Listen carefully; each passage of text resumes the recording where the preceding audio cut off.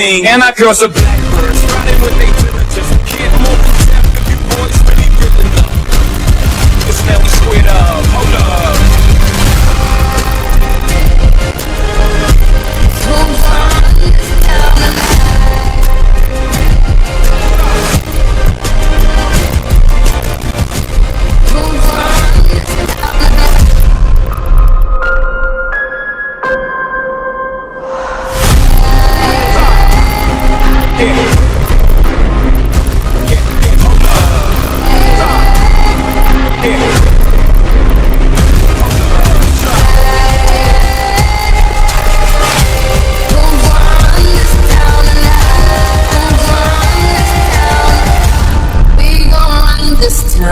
Town.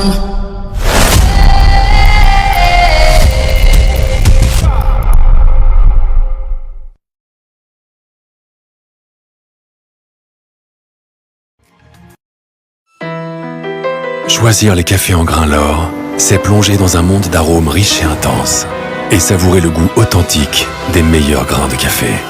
Éveillez vos sens et voyagez dans un monde d'arômes et de variétés.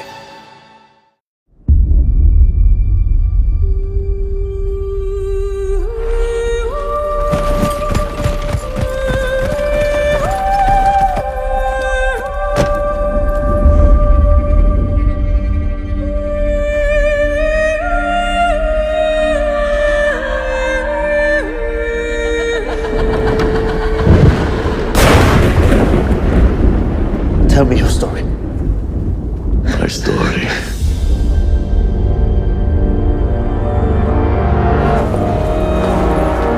Well, 100 years ago,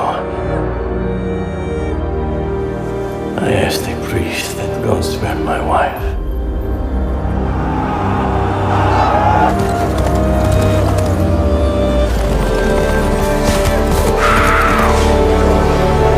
He did not.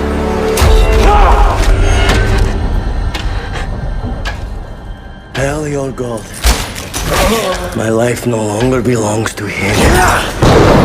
Since then, I've lived on, waiting for her return.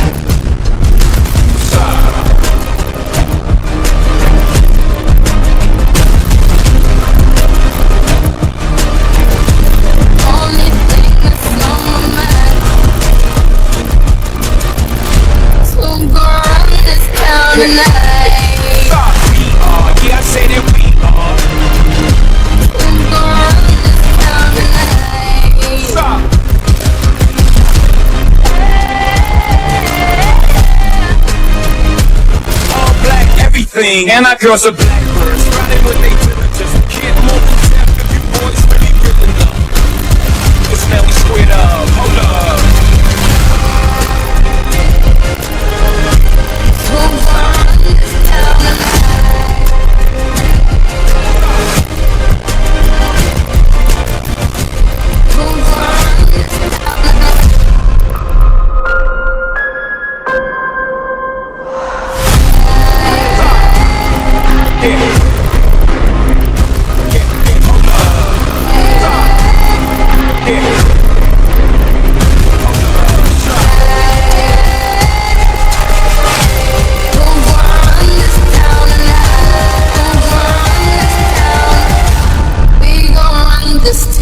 Town.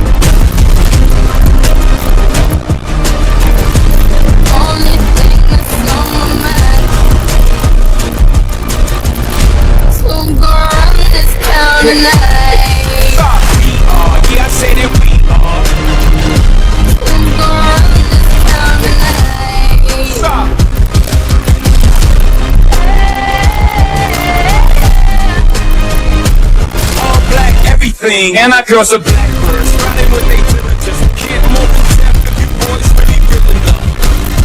Cause now we squared up, hold up.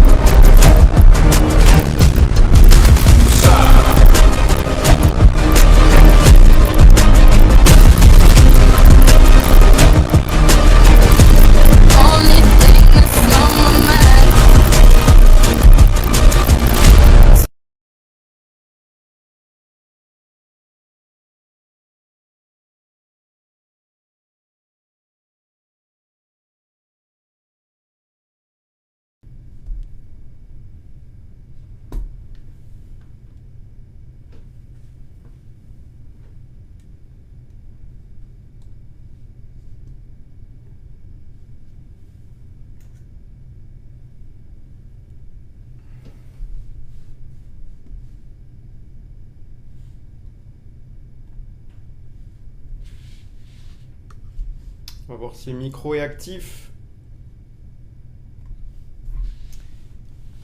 Allez, salut tout le monde, bienvenue dans l'émission Peuple du Rhône, l'émission principalement dédiée à tous les supporters lyonnais, mais aussi les supporters d'autres clubs de Ligue 1, grâce à la fraîche Ligue 1 présentée par Grégory Zarbonne. L'émission n'a pas de frontières car nous revenons aussi sur ce qui se passe sur le plan européen dans le football grâce à l'Europe Arena présentée généralement par Damien. On finira avec la libre antenne, la parole pour tous, vous pourrez en profiter pour vous exprimer de vive voix, de poser vos questions en commentaire et nous y répondrons du moment qu'elles sont pertinentes. Comme à chaque fois, nous vous remercions par avance de liker et de partager un maximum car vous serez classés. Et en fin d'émission, nous reviendrons sur ce classement. Faites partie de l'élite, les gars. Nos animateurs pour vous accompagner aujourd'hui. Donc on a Damien, Jojo également, Adil, Yo. comment va les gars? La forme? Yo. Ça va. Ça va. Oh. Donc il y a eu un match aujourd'hui, on commence par ça. La France a dominé l'Allemagne 2-0 en fin d'après-midi là. Ryan Cherki était titulaire sur ce match, on va y revenir. Donc c'était à l'occasion de la petite finale de la Ligue des Nations. On a vu un solide Mike Maignan sur ce match, un bon Ryan Cherki, surtout en première mi-temps. Voilà là-dessus. Sur les premières minutes, la première mi-temps, elle était plutôt bonne du côté de Ryan Cherki. Il avait fait une belle performance, il avait fait une frappe à la 22e minute déjà. Il a également délivré un bon corner. Et puis malheureusement, il ne s'est pas montré décisif et un peu moins en seconde mi-temps. Où il a été un peu plus timide, on va dire. Mais en général, ouais, il a livré plutôt une bonne copie. On a vu aussi également Kylian Mbappé qui a marqué juste avant la pause à la 45e plus 1 minute de temps additionnel, pardon. Voilà. Et là-dessus, sur ce match-là, on va revenir sur les détails petit à petit, mais là, ceux qui ont regardé le match, je pense que Damien l'a regardé. Qu'est-ce que tu as pensé de la performance en général sur ce match? On peut remercier Mike Maignan en première mi-temps. S'il y a 2 ou 3-1 à la mi-temps pour l'Allemagne, défensivement compliqué. Après, c'était une défense, on va dire, Lucas Hernandez, Loïc Badet, ils n'ont jamais joué ensemble. Lucas Digne, voilà, il y est parfois, mais pas tout le temps. Et Malo Gusto, moi j'aime de plus en plus sur le côté droit. C'est bien parce que même si Jules Koundé, on va dire, est le titulaire indiscutable, mais je trouve que Gusto peut faire un très bon remplaçant et même en devenir un titulaire. Et puis voilà, après, deuxième mi-temps plus maîtrisé.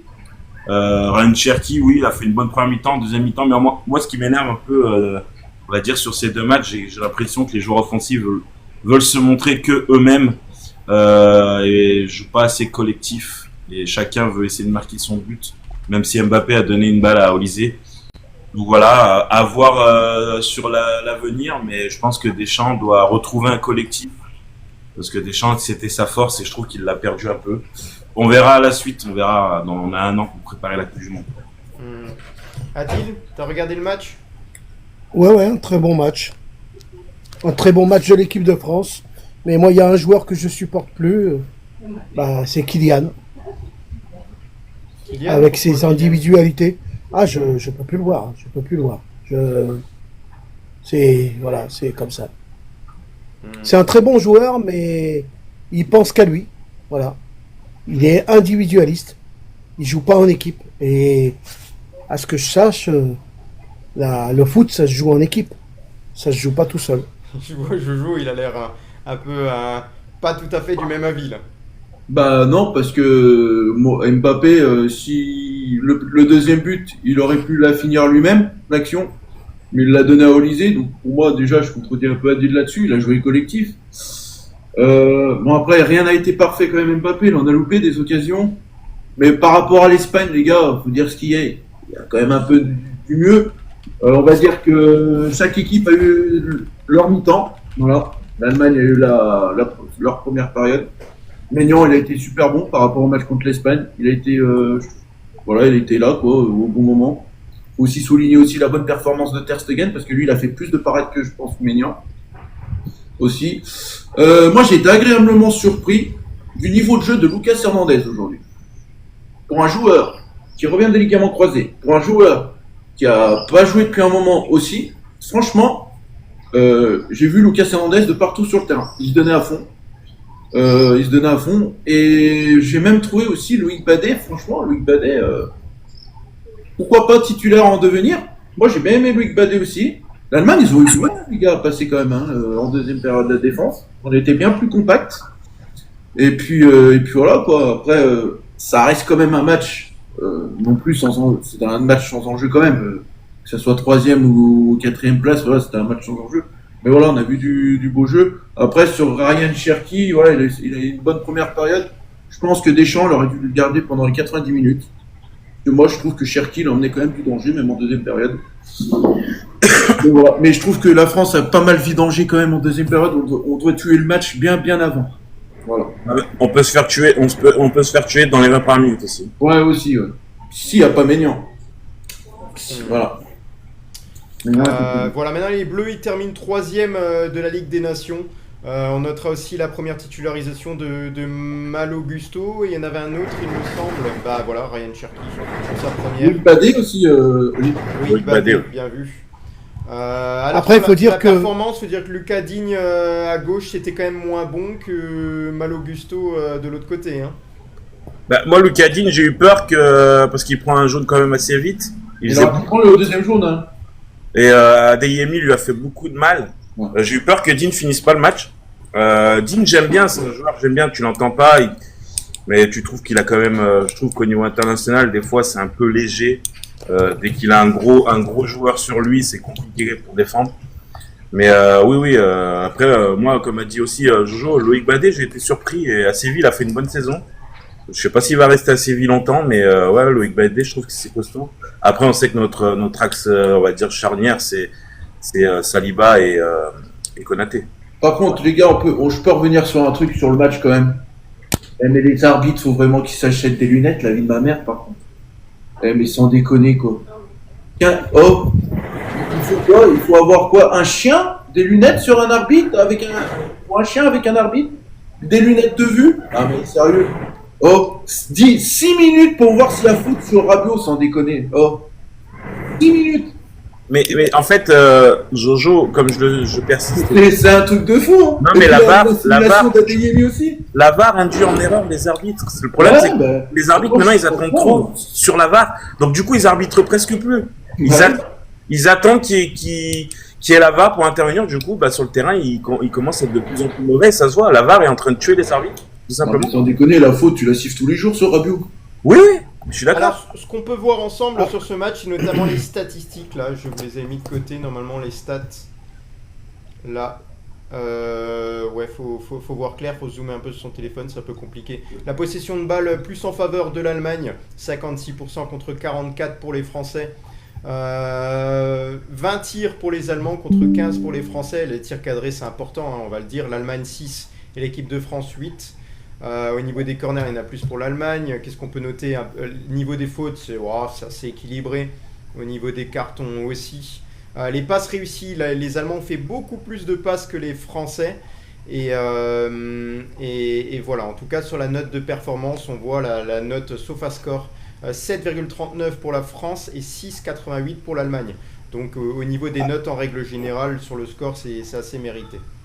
Non, mais par contre, après aller gagner en Allemagne, c'est fort quand même. Hein. Non, mais ce qui est affligeant quand même côté Allemagne, côté l'équipe d'Allemagne, c'est que le repli défensif, comme c'est lent. Mais la France, ils auraient pu en mettre le million en contre-attaque. L'Allemagne a perdu beaucoup de talent, hein, l'Allemagne. Surtout offensif. Pour moi, Rudiger, il est pas là. Ouais, mais surtout offensif. Oui. La génération allemande offensive, pour l'instant, c'est plus ça. Ah ouais. Après moi, j'ai un regret. C'est Cherki. Il aurait dû le rentrer plus tôt en première mi-temps contre l'Espagne. Je pense peut-être qu'on aurait gagné. Je pense qu'on aurait gagné. Parce que, sincèrement, le but qu'il met, il vient de nulle part. Et s'il met des buts comme ça à City, il va jouer tout le temps. Il va ne sera pas sur le banc. Et il va progresser avec... Parce que, Lyon était une belle équipe, mais là, il va dans une autre planète. Hein. De toute façon, avec Guardiola, il a intérêt à courir. De toute façon. Ouais, il va dans une autre planète. Ah bah oui. Alors après excuse-moi Jojo, le seul problème que j'aurais peur pour lui, j'espère que physiquement il sera prêt, parce que le foot anglais, peut lui jouer des surprises, des Ils grosses fautes, et les arbitres, ils ne sifflent pas tout de suite. vont le travailler. Ils vont le Bon. travailler. Il commence à être bon. Il m'a pris ce que je voulais dire. Il C'est bien commence à que être tu parles bon. de Ryan Cherky parce qu'on va faire la transition. Alexandre Désolé Lacazette, si je l'ai dit avant. Hein. c'est bien. Non, t'inquiète. Alexandre Lacazette qui avait décrypté l'évolution de Ryan Cherky dans Le Parisien. Il a dit avant de le rencontrer, il y avait plein d'a priori, surtout négatifs à son égard. Il a dit de ce que je voyais à la télé, c'était un grand talent et je me demandais pourquoi il n'avait pas plus de temps de jeu. Cette saison 2024-25 a été incroyable. C'est comme si cet été, il y avait eu un déclic dans la tête de Ryan Cherky, comme s'il avait compris ce qu'il pouvait apporter à l'équipe. Le facteur important, je pense, ça a été de se dire si je fais briller l'équipe, je vais briller aussi. Et je trouve que c'est très bien dit de la part d'Alexandre Lacazette. Il a dit aussi qu'il travaille beaucoup à côté Ryan Cherky. Et aujourd'hui, tout le monde réalise quel est le niveau de Ryan Cherky. Il y a aussi Pierre Sage qui s'exprimait sur Ryan. Il a dit « Le geste montre qu'il est différent sur son but là, en équipe de France. Sa capacité à voir ce que les autres ne voient pas, à réaliser d'un point de vue moteur des gestes de très haut niveau en font un joueur de classe mondiale. Ce but, par exemple, n'est qu'une partie de l'expression de tout son talent. S'il continue à exprimer ces choses dans le temps, en différents contextes, en club comme en sélection, il n'y a aucune raison pour qu'il ne devienne pas un des meilleurs joueurs du monde dans les années à venir. » Voilà, Alors, il est bon, dans les médias. Ouais. Il est bon au foot, mais est-ce que vous savez s'il est bon en langue anglaise? Parce que je pense que le général, il a mis un peu de temps à s'adapter à la langue anglaise. Il me semble que Cherky, il a eu son bac, hein, les gars. Non, mais c'est pas une question de ça. De toute façon, en Angleterre, il passait par l'anglais. Hein. En Angleterre, c'est une obligation. Ah Quand oui. tu arrives dans un club anglais, tu parles anglais. C'est-à-dire que tous les jours, il va avoir une prof ou un prof et il sera obligé de parler anglais. C'est une obligation en Angleterre. Tu es obligé de parler anglais. Mais après, on peut revenir sur le match de Cherky, mais j'ai trouvé que, franchement, en première période, le point d'appui avec la France, franchement... Moi, je pense, franchement, Cherky peut vraiment être un titulaire indiscutable avec l'équipe de France. Hein. De ce qu'il a proposé en première période, franchement, moi, ça m'a vraiment plu. Il y a même une action, comme ça, joué à 100 à l'heure avec Cherky, je sais pas qui là. Ça a joué en 1-2 là, avant qu'il frappe, là, sur Ter Stegen. Là, ça a joué à 100 à l'heure. Marcus Thuram, il me semble, au pied d'appui, puis après... Non, franchement, Cherky...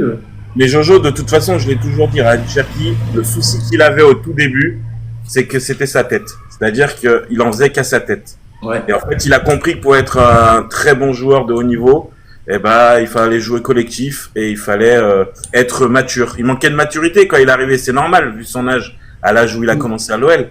Et j'ai toujours dit, il a tout pour lui. Cherky, il a tout. Parce qu'en plus, c'est un joueur imprévisible, c'est-à-dire qu'il peut très bien tirer du droit comme du gauche. Et ça, c'est très dur pour un défenseur pour défendre sur Cherky. Donc, il a tout pour lui, mais non, c'est sa tête. Voilà. Sa carrière, c'est tout dans sa tête. C'est tout. Ryan Cherky. En tous les cas, on a une belle équipe de France et tous les jeunes qui vont arriver derrière, ils sont aussi bons, quoi.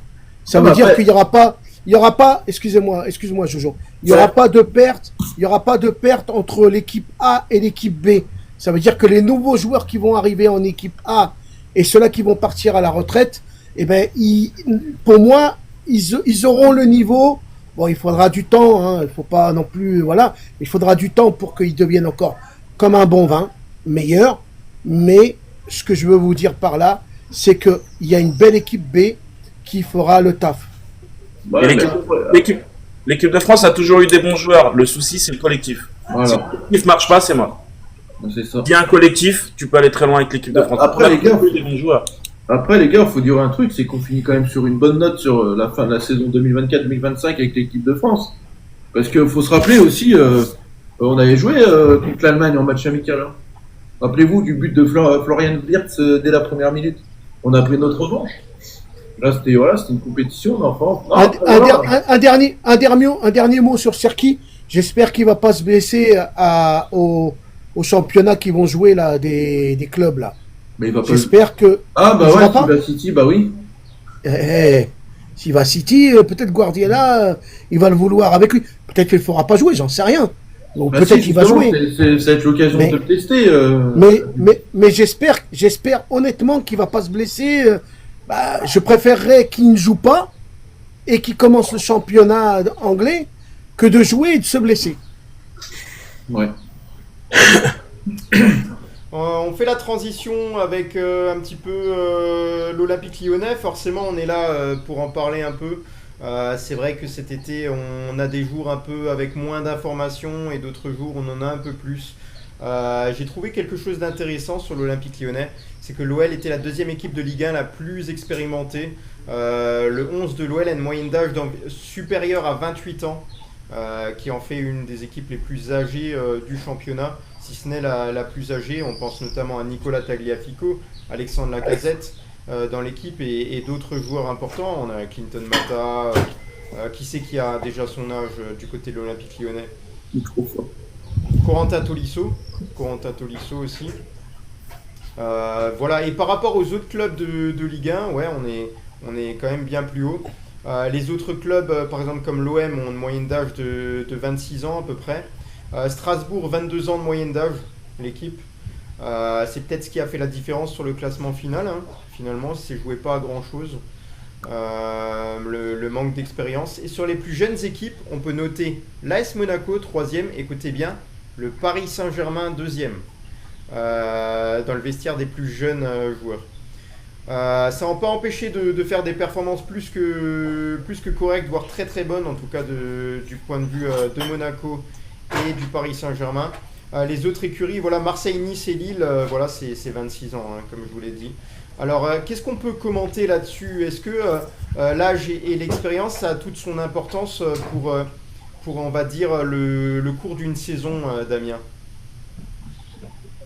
Oui, bah de toute façon l'expérience il en faut, ça c'est obligatoire, mais il faut mettre les deux, c'est-à-dire que pour moi, pour qu'une équipe soit, on va dire, performante, il faut de l'expérience, mais aussi beaucoup de fougue et de jeunesse, c'est important.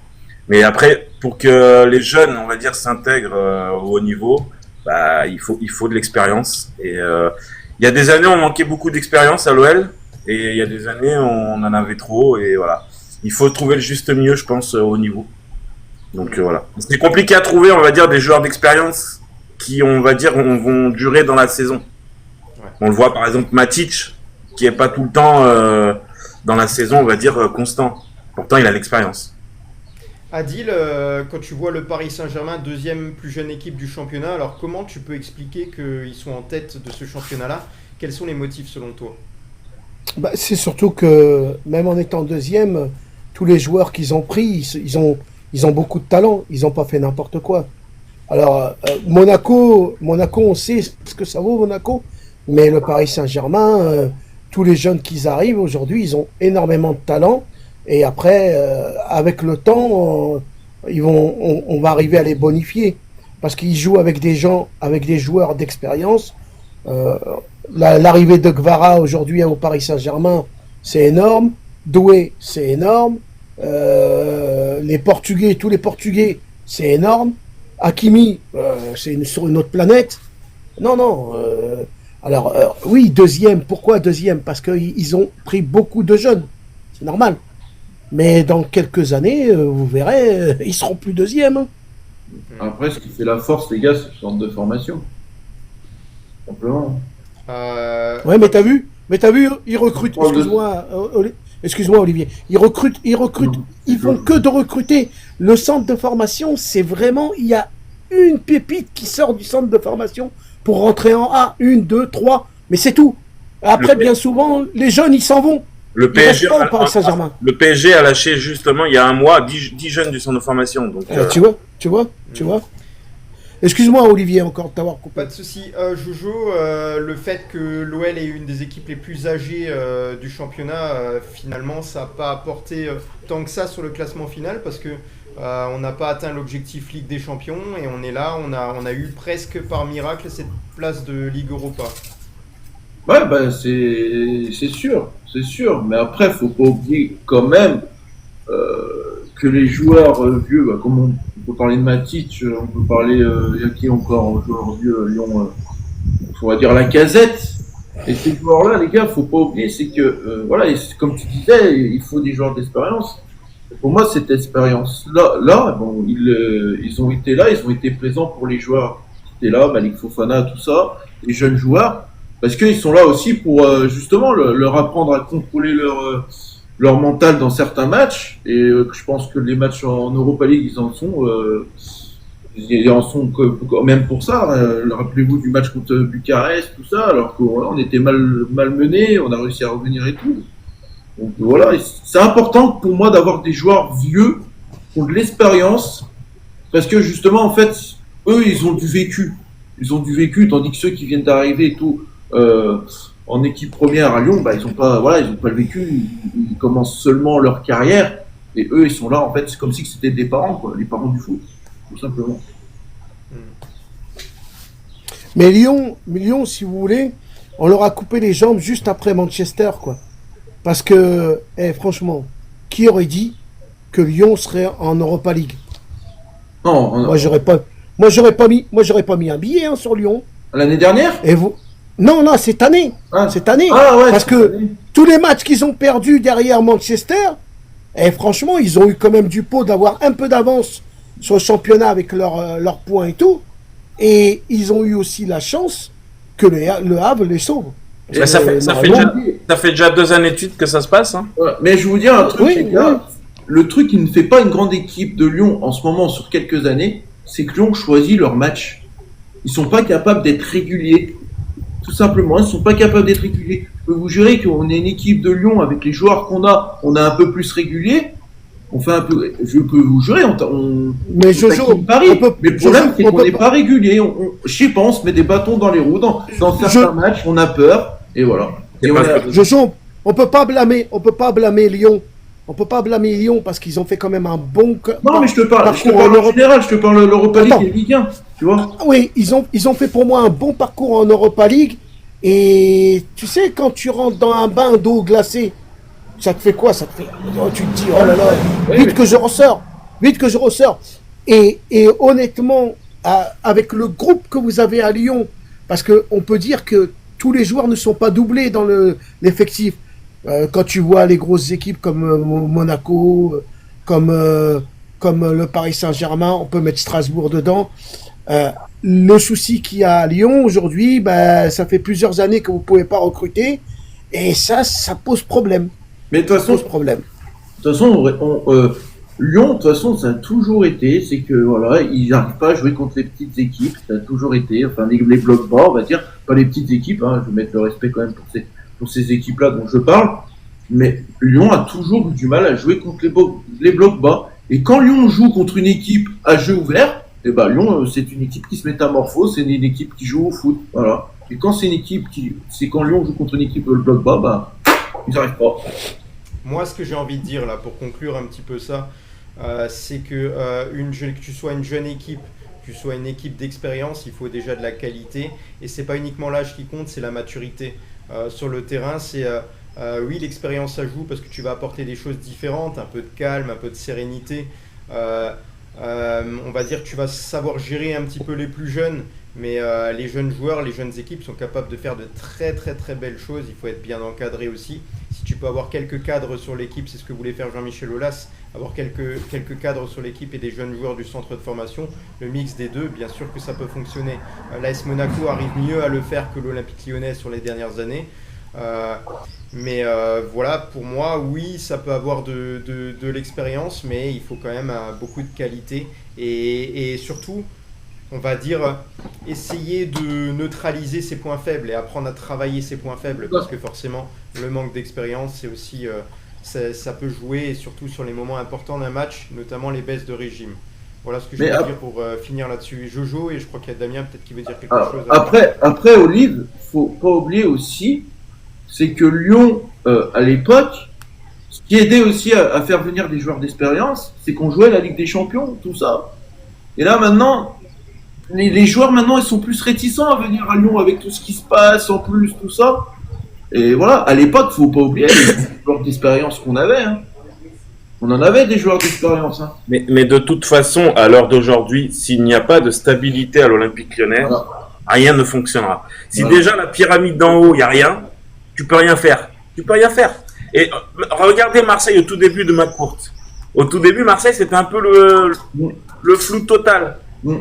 Ils ont mis en place un homme qui a un réseau extraordinaire dans le monde au niveau du football, c'est Longoria. Là, depuis quelques années, ils ont pris Benasser derrière, pas Benasser, Benatia derrière. Et voilà. Si ta pyramide en haut, elle est pas là, mais ton club, ça vaut rien, hein. Ça vaut rien. Ça vaut rien. Si la base, elle est pas là, c'est fini. Donc, et l'OL, depuis quelques années, c'est comme ça. C'est que, Aulas, même sur la fin, Aulas, il s'est entouré de mauvaises personnes. Excusez-moi, les Ponceau, moi, Ponceau, j'ai jamais aimé. Chérou, on l'a tous vu, il a zéro réseau, il s'est loupé sur tous les transferts qu'il a fait, limite. Enfin, voilà, le problème, c'est qu'à Lyon, en ce moment, la base, elle n'est pas là. Donc, c'est compliqué. Et puis, en plus de ça, pour moi, le meilleur directeur sportif qu'on a pu avoir, moi, c'est Juninho, lui. Il était très proche des joueurs, mais le problème c'est que Juninho il s'entendait pas avec Aulas, il s'entendait pas avec Rudy Garcia. Allez, on va clore un petit peu ça, mais par contre on peut revenir sur la déclaration de Sidney Govou. Il dit on ne parle que de chiffres à l'OL, mais il faut aussi du sportif. Il a dit que l'OL n'a absolument pas réussi sa saison. L'objectif numéro 1 était la qualification pour la Ligue des Champions. Il n'a pas été atteint. Il y a eu certes une qualification au forceps pour la Ligue Europa. En fait, l'OL ne s'en sort pas trop mal grâce à la victoire en Coupe de France de Paris qui lui évite la Conference League. Donc voilà, on entend le bilan de Sidney Govou, je suis totalement d'accord avec. Oui, l'objectif numéro 1 c'était d'abord la Ligue des Champions et on ne l'a pas atteint. La qualification en Ligue Europa, je l'ai dit avant, ça s'est joué vraiment à rien, mais à rien du tout. Donc voilà, tous les objectifs n'ont pas été atteints et on peut dire en parallèle de ça que sur le bilan de la saison 2024-2025, le club n'a communiqué ni d'annonce ni de perspective pour 2025-2026, pour la saison qui vient, pardon. 3 semaines là, après le dernier match et 2 avant le passage devant la DNCG, l'OL n'a procédé à aucune sortie médiatique. C'est ce qu'on note notamment le site olympique et lyonnais. Voilà, donc par rapport aux objectifs, je pense que tout le monde est d'accord là. Les objectifs, c'est pas ce qu'on voulait, ce qu'on souhaitait. Pas atteint. Pas atteint du tout. Du coup, c'est une saison ratée. On peut pas dire que c'est une saison ratée, les gars. Dès le moment qu'on accroche quand même une Coupe d'Europe, c'est pas une saison ratée. On limite la casse. Je dirais qu'on limite la casse, tout simplement. Jojo, moi je suis pas d'accord avec toi dans le sens que quand tu donnes des objectifs. Notre objectif c'est la Ligue des Champions, bien évidemment.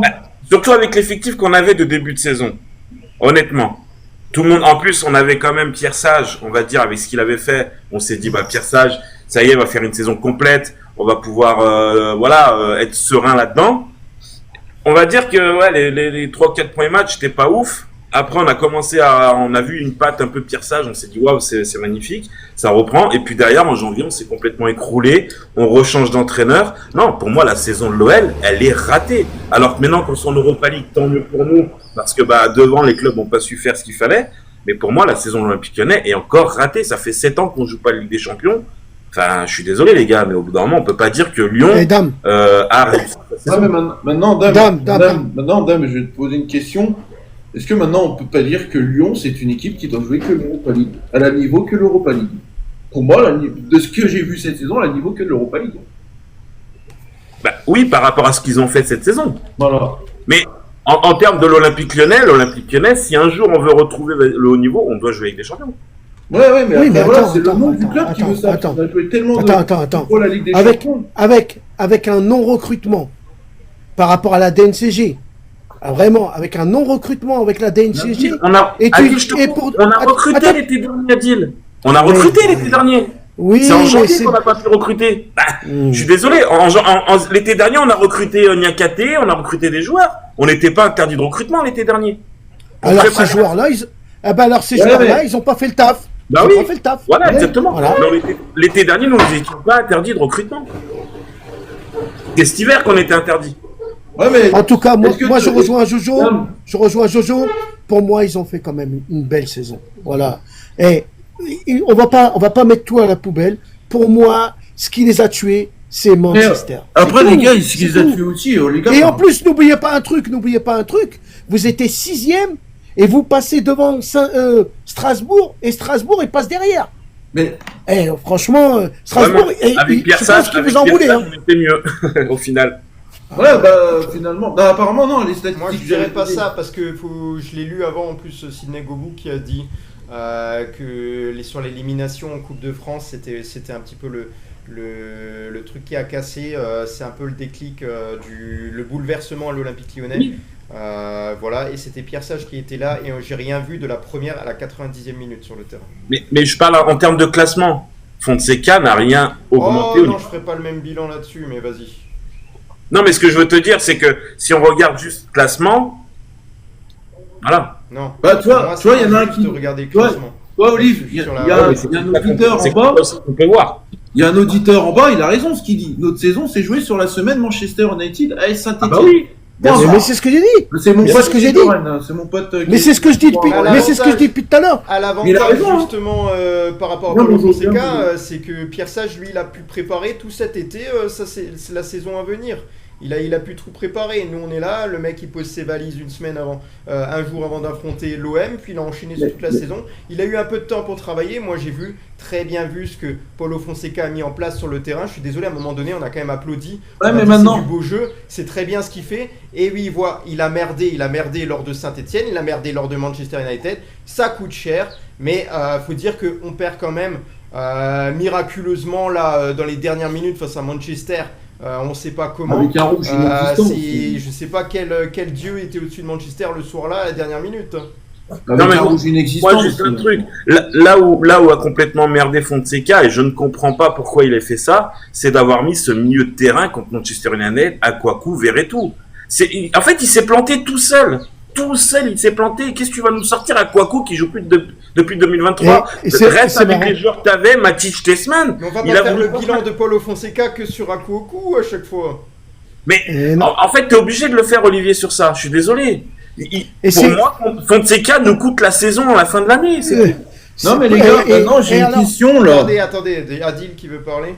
Vas-y. Moi, ça me fait rappeler un peu le tennis où quand tu joues et que t'as un joueur, il fait tous les bons points et à la dernière minute, bam, il s'effondre. Comme là en ce moment avec la finale là où je sais pas ce qui se passe, mais ça va pas être ce qu'on attendait à la base. Non mais pour moi, est-ce que ça serait pas, on dit Fonseca, ok Fonseca. Mais le premier fautif pour moi c'était Store, les gars. Je suis désolé. Pour moi, l'Olympique Lyonnais, c'est une équipe qui est instable au niveau des entraîneurs. On est tout le temps en train de changer d'entraîneur. Oui, mais c'est pas Taylor qui lui dit de mettre à Kouakou contre Manchester. Oui, mais pour moi, Pierre Sage n'aurait pas fait cette connerie-là. Voilà. Ouais, mais Pierre Sage, le problème de Pierre Sage... Pour moi, Pierre Sage, comme il a dit Greg, pour moi, Pierre Sage, il aurait dû finir toute la saison entière. Parce que, déjà, les joueurs, ils aiment bien la stabilité aussi.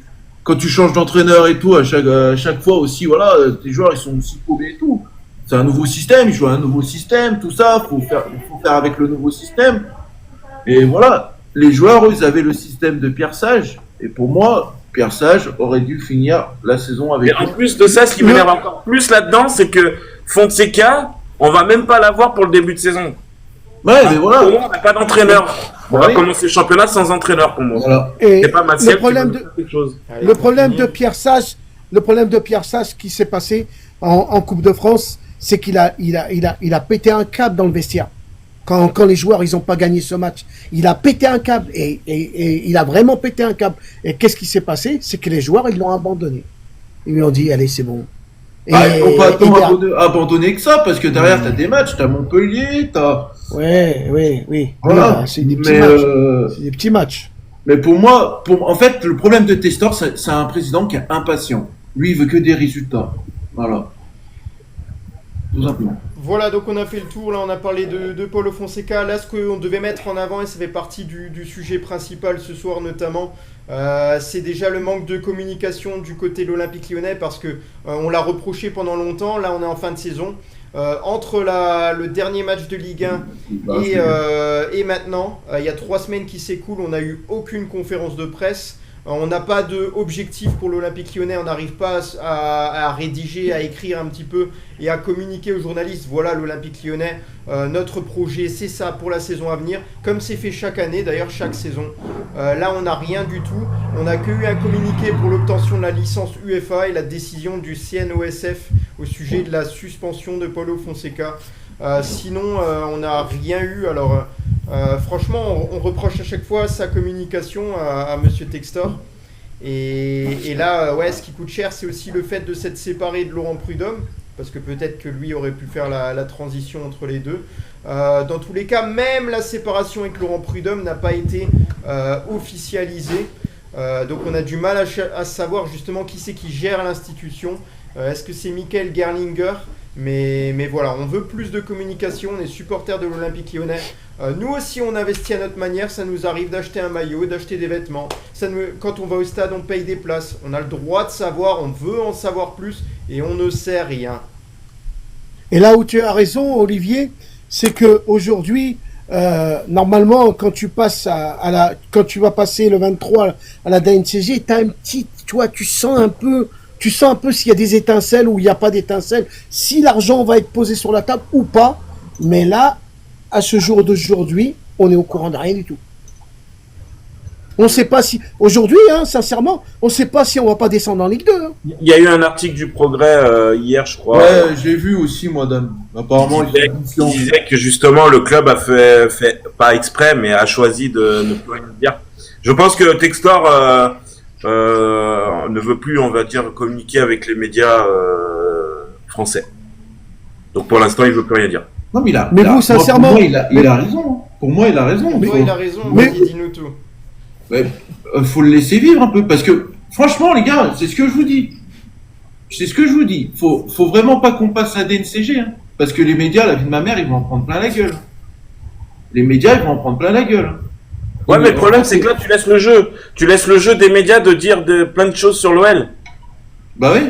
Ça peut être Et aussi. alors, aussi, oui, dans ce et sens alors, aussi. et attends. Après, c'est de la communication, quoi. C'est d'accord. Et attends, et alors, si tu donnes pas les bonnes informations à toute la planète foot, qu'est-ce qui se passe? Eh ben, je vais te dire qu'est-ce qui se passe. C'est que les autres équipes, ils savent que Lyon a besoin de fric et ils vont t'acheter un joueur que tu aurais pu vendre. Attends, écoute, Jojo. Ils vont se dire, eh ben, ce joueur-là, par exemple, Cherki, on aurait pu peut-être le vendre 80, 100, 150, on n'en sait rien. Et là, à cause de ça, eh ben, tu vas vendre un Cherki 30, 32, 33, 35. C'est déjà bien.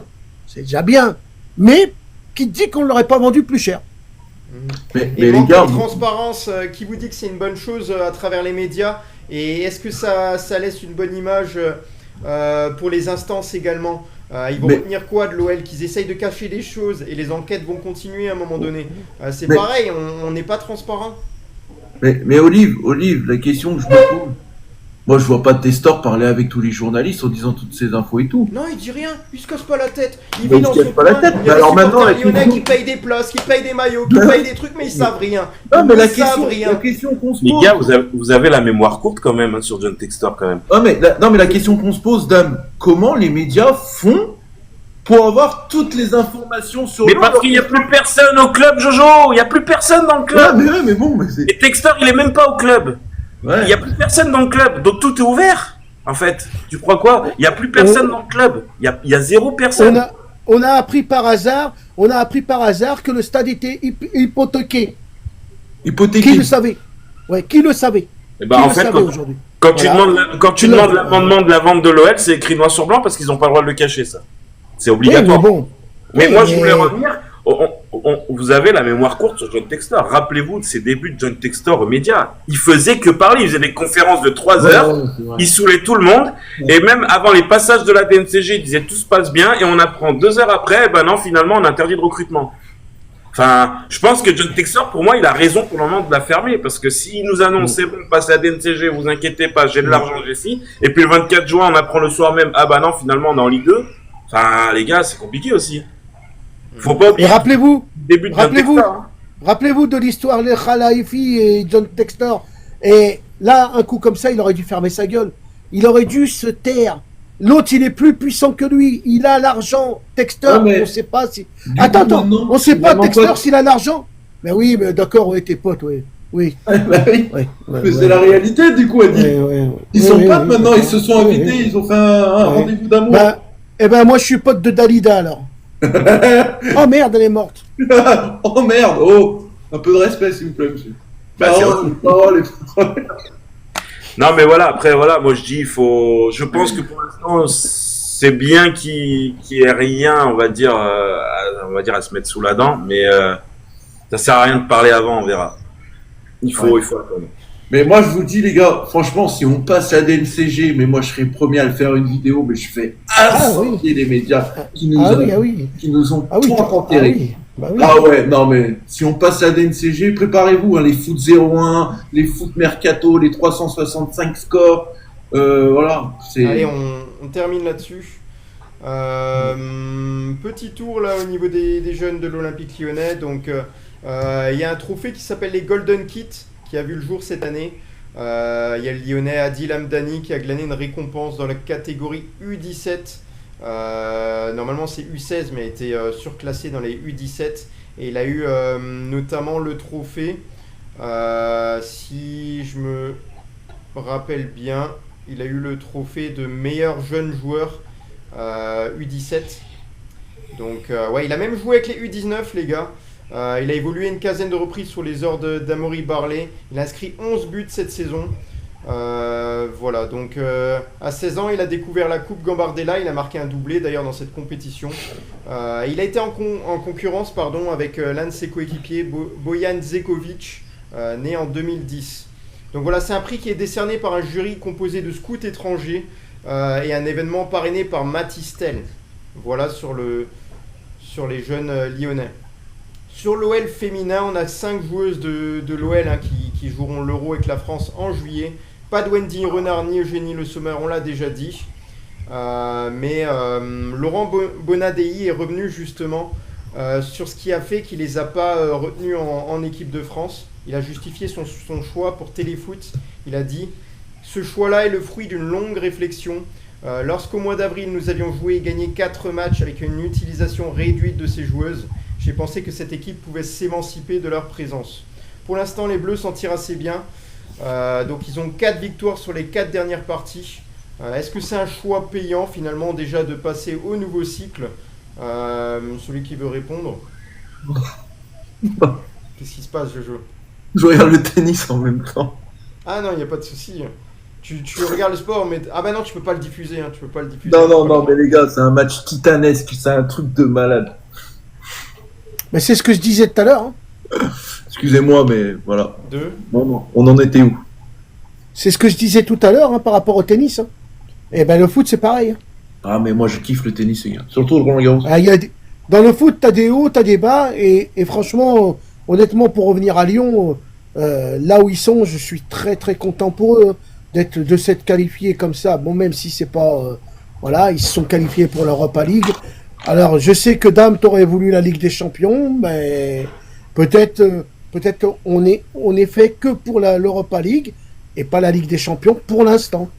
Maintenant, il va falloir remettre les comptes à jour, pouvoir recruter, arriver avec une super équipe et peut-être l'année prochaine gagner peut-être l'Europa League et rentrer directement en Ligue des Champions. Mais comme disait Dame, si un jour on a de la stabilité à Lyon, le club de Lyon fonctionnera sur des roulettes. Mais pour l'instant, voilà, on peut que attendre et puis voilà. Quand t'as pas de pyramide, t'as pas de base à l'heure actuelle. Ouais, il y a pas d'organigramme surtout. On sait Le seul qui travaille à l'heure actuelle au club, c'est Mathieu Louis-Jean. C'est tout. Alors on espère que la pyramide va tenir sur le plan financier aussi. Ouais. Ça c'est important. Si ça on n'a pas non plus, ça va pas le faire. Voilà, alors les 5 fenotes qui ont été convoqués en équipe de France, Wallis Sombat, Selma Bacha, Kaditi Oudiani, Amel Majri et Marie-Antoinette Katoto. Ils joueront un match de poule face à l'Angleterre, le Pays de Galles et les Pays-Bas dans le même groupe, donc c'est un groupe assez relevé. Voilà, est-ce qu'il y a d'autres actualités autour de l'Olympique Lyonnais que vous vouliez évoquer? Je sais qu'il y a un ancien joueur de Lyon. Apparemment, lui, ça l'inquiète pas. Apparemment, la DNCG, il pense il a dit qu'on va passer crème la DNCG. C'est quoi vous? Non, c'est un autre. C'est un autre. En tous les cas, pour revenir sur les féminines, c'est quand même énorme d'avoir placé quand même 4 joueuses en équipe de France. Hein. Tous les clubs. C'est pour dire qu'il y a de la stabilité dans les féminines. Et ça, c'est vraiment important. Après, Adil, l'Olympique Lyonnais, maintenant OL Lyon, Mais c'est une des meilleures équipes du monde dans le foot féminin. Oui, mais bon, tu regarderas dans le championnat français, il y en a pas, à part peut-être le PSG, mais il n'y a pas énormément d'équipes qui placent déjà 4 joueuses. 4 joueuses, c'est important. Si, t'as Paris. Oui, mais non, mais regarde, si tu prends tes 4 joueuses et que tu les mets sur le terrain, il te reste combien pour faire 11? Moi, il y a juste un truc que je vais dire et je vais le prendre pour moi-même. Cherki est attendu à City mardi ou mercredi pour signer son contrat. Voilà. Je le dis, vous screenez et on en reparlera. Ok, merci pour l'info, Damien. On va passer à la fraîche Ligue 1. Donc voilà l'actualité de la Ligue 1, que ce soit Mercato, la Ligue, comment ça va. On va voir tout ça ensemble et c'est Damien qui va gérer ça. Et ça démarre doucement. Tu gères les deux. Ouais, ça démarre vraiment doucement pour le recrutement des joueurs. J'ai l'impression. Attention, là, il faut savoir que le recrutement du 1er au 10, les gars, c'est pour les clubs qui jouent la Coupe du Monde des clubs. Ah oui. Et après, ça commence le 15 ou le 16 juin pour tout le monde. Là, ils ont mis en place pour ceux qui jouent la Coupe du Monde des clubs pour qu'ils achètent un peu. Ben, moi, j'ai juste 2-3 trucs de Ligue 1. Je pensais qu'il y avait quelqu'un d'autre qui allait le faire. Je sais que là, il y a une info. Brest est intéressé par Anthony Lopez au cage. Donc, c'est juste un intéressement. Facundo Medina va bien s'engager à l'OM. Normalement, cette semaine, il a attendu. Mais il pourrait avoir un deal d'échange de joueurs. Neil Maupay pourrait aussi rejoindre Lens. Parce que Lens aimerait bien avoir Neil Maupay. Donc peut-être que le joueur serait intéressé pour aller à Lens. À voir si ça se fait. Mais Medina, c'est très très proche de la signature à Marseille. Et après, côté Ligue 1, j'ai noté que ça aujourd'hui. Enfin, alors moi, j'ai une question à te poser par rapport à un gardien de but. Si tu peux me rafraîchir, s'il te plaît. Celui-là le Polonais de Nice. Est-ce que tu as des informations? Il n'y a rien pour l'instant. Est-ce que tu as dit... Il n'y a rien? Moi, j'avais entendu un départ vers l'Italie, mais voilà. Bah, c'est un gardien qui est courtisé. Maintenant, on ne sait pas ce qui... Mais je pense que Nice va vouloir le garder, les gars. Il joue la Ligue des Champions. Oui, mais après, ça veut rien dire, tu sais. Oui, bien sûr. La valse des gardiens va commencer parce que dans l'Europe, Mike Maignan va s'engager à Chelsea. Ok, on y passe sur Arena, alors. C'est parti. Ouais, ça vient d'être limite officialisé par le club de Londres. Ils ont trouvé un accord avec Milan pour 18 millions d'euros. Ils s'étaient déjà mis d'accord avec Mike Maignan qui voulait que Chelsea. Donc Mike Maignan va bien s'engager à Chelsea. Donc du coup, le Milan va rechercher un gardien. Et là, le Milan sera intéressé par le gardien de la Roma, Miles Svilar, qui est considéré comme un futur grand. C'était sa première numéro 1 cette année avec la Roma, il n'a pas été dégueu. Et là, le Milan s'y intéresse. Maintenant, le Milan, cette année, ne joue pas de Coupe d'Europe. Maignan, combien la somme? Normalement, 18 millions d'euros. D'accord. Okay. Oui, il lui reste 1 an de contrat, il n'a pas voulu re-signer, donc c'était soit il partait, on va dire, avec un peu d'argent, soit en janvier, il signait où il voulait. Quoi. Et toi, Mini, j'ai entendu qu'il partait en Angleterre. Ah, pour l'instant, non, Tchouaméni, j'ai aucune info sur lui, donc je sais pas. Là, en officialisation, il y a eu, j'en avais parlé depuis un bon moment, là, le milieu de terrain des Pays-Bas du Milan, Reijnders, excusez-moi pour la prononciation, ça a été officiel à City, donc là, il s'est engagé, et ça faisait 3 semaines déjà qu'ils en parlaient.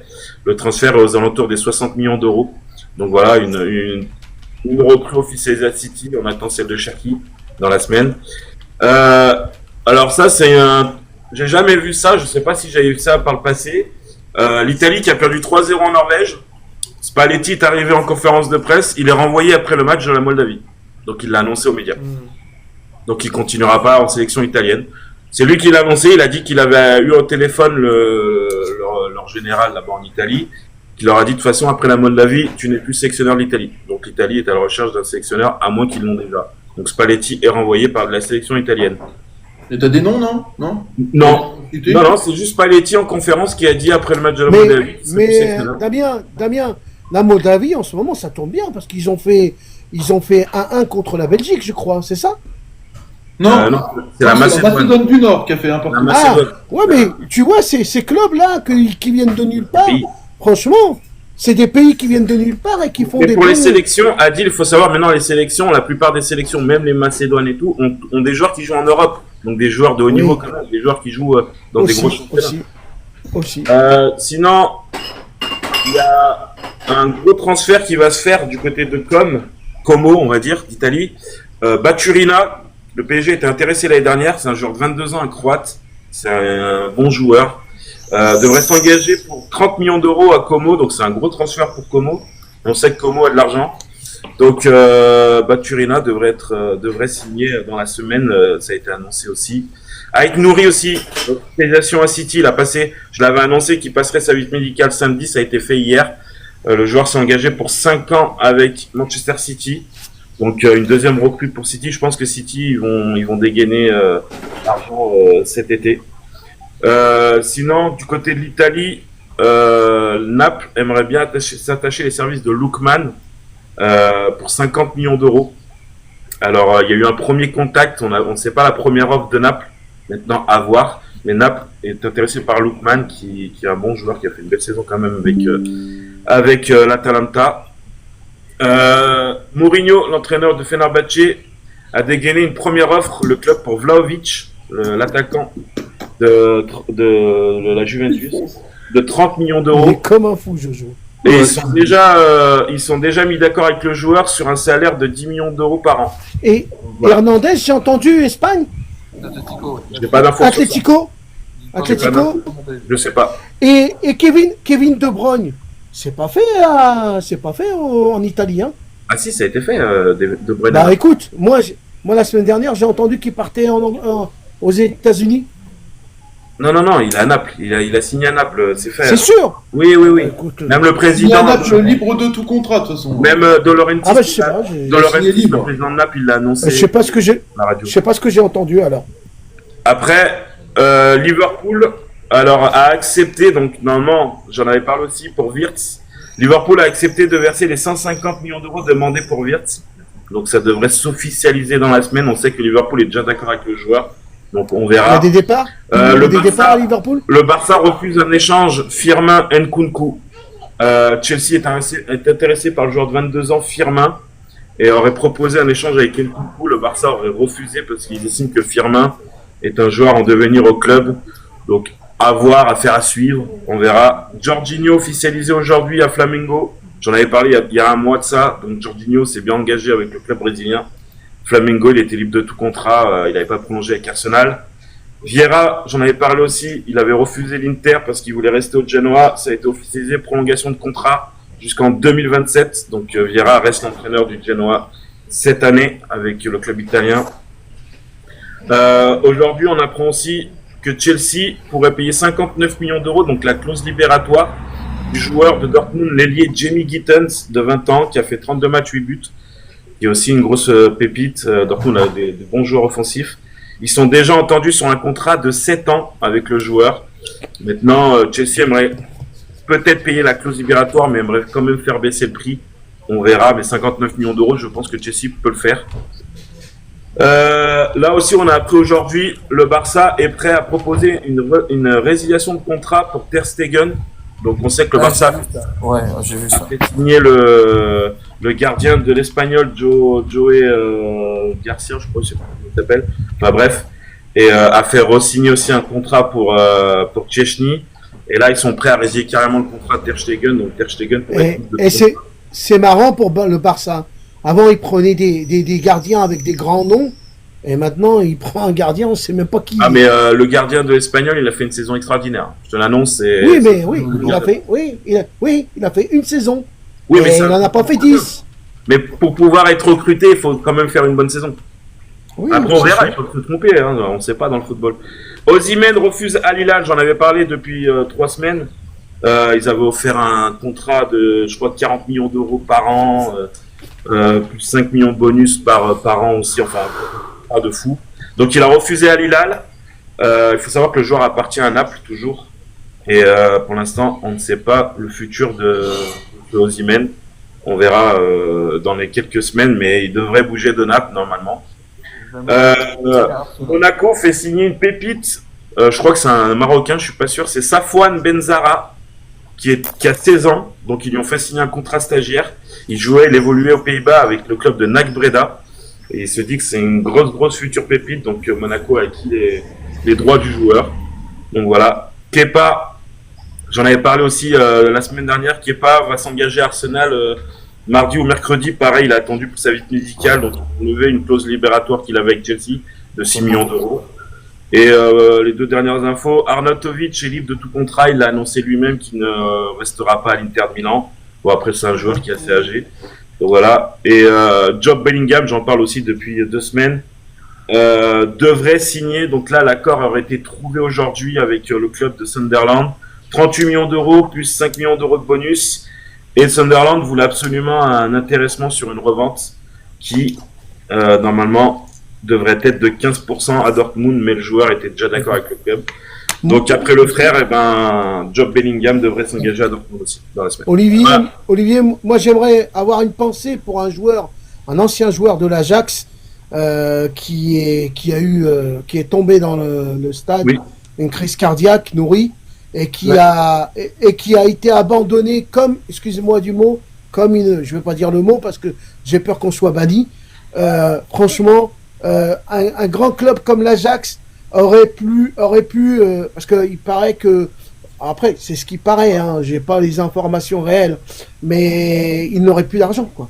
Il aurait plus et c'était censé être un grand talent, un grand footballeur. Il a fait une sorte de crise cardiaque en match amical de pré-saison. Ouais. Mais les gars, il y a un talent là qui est en train de disparaître quand même.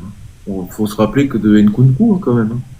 Nkunku, les ligaments croisés, franchement, fini. Hein.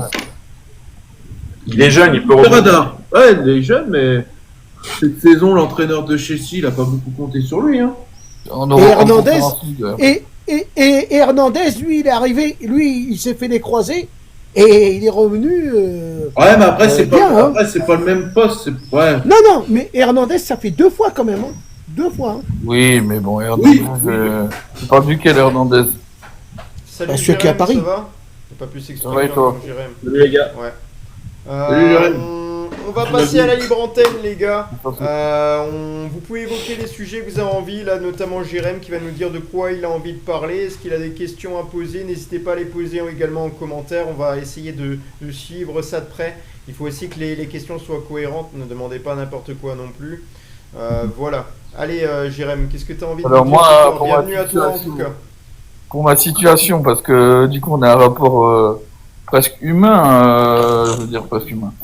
Non, mais il y a des rapports entre Lyon et Bordeaux, actuellement. Il y a des rapports entre Lyon et Bordeaux? Ah, tu veux dire, il y a des similitudes, tu vois des similitudes? Ouais, des similitudes, pardon, c'est le bon mot. Merci de rattraper le bon mot. Ouais, non, je trouve que... Moi, depuis le début, j'aime pas Lyon, hein, je suis supporter de Bordeaux, mais depuis le début, je le sentais pas, Textor. De toute façon, c'est pas compliqué. Déjà, c'est parti de... Il a un peu dégagé Aulas, comme un malpropre, déjà. Après, je crois qu'il avait éjecté aussi un mec qu'Aulas avait mis dans le bureau. Comment il s'appelle? Prud'homme, pas Prud'homme, mais un mec comme ça qui était tout le temps là aussi. Laurent Prud'homme. Ok. Ouais. Donc, et t'as vu la même chose à Bordeaux, quoi? T'as vu des évictions de personnes haut placées? Ben ouais, à Bordeaux, tu vois, ça a commencé déjà avec M6. Après, c'est parti sur King Street et GACP et Lopez, et puis on paye encore des pots cassés. Mais moi, cela ne m'étonne pas, de toute façon. Comment une personne comme Gérard Lopez peut encore avoir un club de football? Moi, c'est ça qui me tue. Je sais pas, ce mec, il connaît tous les secrets de l'Elysée, c'est pas possible. Le mec, partout où il est passé, il a coulé les clubs, et il arrive encore à avoir des clubs. Enfin, c'est extraordinaire. Ce mec, c'est un magicien. Après, heureusement qu'à Lille, t'as Olivier Létang Olivier Létang qui est arrivé. Hein. Mais il a laissé plus de 500 millions d'euros de dette, ce Gérard Lopez, à Lille. Ouais, je sais. Après, Jérém, du coup. Après, Jérémy, on peut pas. Après, Jérémy, on peut pas mettre Bordeaux et Lyon dans la même tambouille. Pourquoi? Parce que je vais t'expliquer pourquoi. Parce que Textor n'était pas connu. N'était pas connu comme un magouilleur, comme quelqu'un qui fait couler les clubs. Lopez, il en a fait couler des clubs. Hein. Oui, d'accord, mais Lille, par exemple, les clubs portugais, l'équipe de Formule 1 qu'il a fait couler. Non, ça, il y a trop. Mais aujourd'hui, Textor, je pense que l'argent va être sur la table. Tu peux penser qu'il y a des similitudes. Tu peux penser que la prochaine convocation à la DNCG, peut-être Lyon aura des difficultés à s'en sortir et peut-être ils iront en Ligue 2. Mais j'y crois pas trop. Interdictions, mais Gérard, juste un truc, il faut pas oublier un truc avec Bordeaux, c'est que Bordeaux, dès le départ, est descendu sportivement en Ligue 2. Oh, voilà. Alors pour Lopez, Après, c'est la descente aux enfers. Damien, pour retrouver le truc de base, parce que les supporters ne savent pas trop, mais de base, Lopez, quand il est arrivé, il était en Ligue 1 Bordeaux. Ben oui. Oui, mais il descend sportivement. Ouais, mais après, il descend sportivement à cause de la DNCG. Oui, bien sûr, oui, mais... Ouais, c'est ça. Et là, ça a été la descente aux enfers. Tu sais, Jérém, je vais te dire quelque Il y a chose la par Dessine rapport à Bordeaux. Il y a le Dessine Family qui demande à Jérém si c'est pas lui l'architecte du Titanic. Ouais, je vais te dire quelque chose, Jérém. Par rapport à Bordeaux, c'est un petit peu comme l'Américain là qui avait fait la tour de Ponzi. Lopez, lui, prend l'argent à droite, à gauche, au milieu, et après il réinjecte dans les clubs.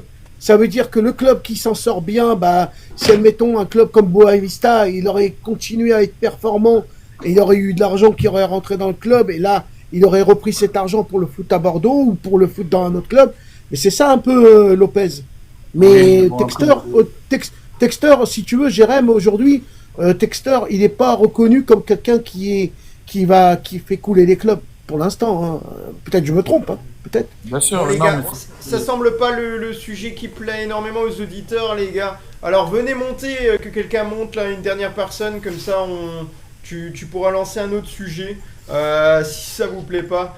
Mais c'est vrai que Bordeaux, on en a souvent parlé. Donc allez-y, postulez là. Olivier ? Ouais. Laura, elle est pas là ? Non, c'est demain. C'est demain soir. Du coup, moi aussi, Elle sera là sur l'intégralité de l'émission. C'est bien du coup que tu fasses le rappel. Là il faut une très bonne transition, Damien. Moi aussi, j'étais en train de cogiter. Je dis, mais pas, elle est toujours pas là. Mais non, moi, j'ai un petit mot à dire aussi. Attendez. Allez, gars. Organisez le truc hein, comme il faut. Essayez de pas parler tous tout le temps en même temps. Là, ça devient un peu folklorique. Donc demain, il y aura Laura qui sera bien là. Elle sera là à 20h.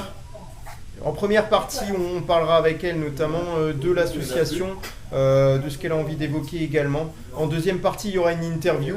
Après, on repassera sur l'actualité lyonnaise, la Fresh Ligue 1, l'Europe Arena. Et puis, il y aura peut-être un petit peu de libre antenne pour que vous puissiez parler avec Laura. Mais voilà, en tout cas, c'est un plaisir pour elle et c'est un plaisir pour nous de l'accueillir. On la remercie. Et voilà, donc on a pu un peu préparer tout ça. Voilà, et on va remercier les auditeurs. On va remercier les auditeurs d'avoir fait ce soir aussi encore un bon score. Hein. Vas-y, je te laisse. Il faut les remercier. Ouais. Oui, je vous remercie de nous suivre sur Peuple du Rhône avec Jojo, Damien, Olivier, Juju. Il y a les deux là qui me sortent de la mémoire. Les journalistes et Grégory et le dernier c'est tu as également dans l'équipe oui dans notre équipe Guigui, voilà. Alexis. Et aussi la demoiselle qui est avec nous qui vient souvent Océane voilà. Océane elle était bien Océane cette semaine. Juju oui j'ai bien aimé moi oui j'ai dit Juju j'ai commencé par Juju. Ouais. Apparemment, elle connaissait pas les noms de l'équipe de France, donc les joueurs, donc c'était compliqué. Aïe. Un pavé dans la mare. mare. Apparemment, Ali, il a une chanson à proposer, parce qu'apparemment, j'ai vu une vidéo à ce sujet, sur un arbitre. Un deal. Il y a un truc que j'ai oublié de parler, il y a le Portugal-Espagne en ce moment même, la finale de la conférence de la Ligue des Nations. Ton pronostic ? Moi j'ai des origines espagnoles, donc allez, je vais dire un 3-1 pour l'Espagne. Moi je vois le Portugal gagner. Moi j'étais dingue de l'Espagne quand j'étais jeune. Je m'étais teint les cheveux en rouge et tout, j'adorais l'Espagne quand j'étais jeune. On veut la photo. On veut la photo. Il y en a un qui est en train de se régaler, c'est Jojo. Depuis tout à l'heure. Franchement les gars, les gars, s'il vous plaît, on peut faire Franchement, les gars, j'ai jamais vu un match de tennis comme ça, les gars. Ah, les gars, je suis content pour Alcaraz, il le mérite. Franchement, je suis aux anges. Vas-y, raconte-nous. Il a gagné Raconte-nous. Il a gagné 30, là, qu'est-ce qui se passe, les là, gars, dis-moi tout. les gars, juste pour vous dire, tout à l'heure, Sinner, il servait pour le match. Il servait pour le match, il égalise, il gagne la 4e manche. Là, la 5e manche, donc la dernière manche, tie break. Sinner, il a pas vu le jour. Là, ça a fini à 9-2. Ah ouais. Et C'est lui qui a gagné. et il Bah, perdait ouais, gagné. c'est Alcaraz qui a perdait gagné. 2-7 à 0, Alcaraz. Ouais, il perdait de 7-0. Un truc. J'ai pas- Montana. C'est le match. De toute façon, les gars, le tennis, c'est comme le foot. C'est un truc de malade. C'est un truc de malade. Tu pars de toutes les émotions. C'est un truc de fou. Tu vois que le joueur, il est mort et tout. Bah non, il se réveille au 3e set. Et puis, Il va nous verser une petite larme, là. Hein? Il va nous verser une petite larme. Après non, Jojo. non, mais Après, franchement, après c'est- Jojo. Moi, c'est Jojo. un tennis que j'aurais voulu faire, tu vois, quand j'étais gamin. Après Jojo, pour le dernier mot, Alcaraz, il a le public, il l'aime. Hein. Hey, Ah ils ouais, arrêtaient bah pas oui, d'applaudir. oui, bah hein. oui. Ah ouais. J'étais Alors derrière lui. celui-là, il hein. a un peu moins aimé parce que cette saison, il a été soupçonné de dopage. Et ça s'est avéré vrai. Donc voilà. Ouais, c'est vrai que Sinner, il tape fort. Hein. Ouais, mais il se dope. J'ai jamais dit que si l'Espagne gagne, je me teins les cheveux en rouge. Non, mais moi, je veux voir la photo. Je sais que t'en as, c'est obligé. Il y a du dossier là apparemment. Moi, je dis prolongation, les gars. Ça joue en prolongation, ce match. Allez les gars, le mot de la fin. Alors on arrive à la fin de cette émission. L'équipe Peuple du Rhône vous remercie pour tout le soutien que vous avez apporté. Nous en sommes reconnaissants et nous espérons vous retrouver tout au long de la semaine. Demain Laura sera notre invitée. Et croyez-moi, ça va être très intéressant. N'oubliez pas que la rediffusion intégrale de cette quotidienne est à retrouver sur YouTube. Nous serons toujours ensemble pour vous informer parce que nous sommes le Peuple du Rhône et chacun apporte sa pierre à l'édifice. Allez, bonne soirée. Et on les gars. remercie. Ciao, Et on ciao. remercie. On remercie Allez, Jérémy Noël. d'être monté. On remercie Allez, Noël, Jérémy d'être allez, monté. la Merci à vous, nationale. qui continue.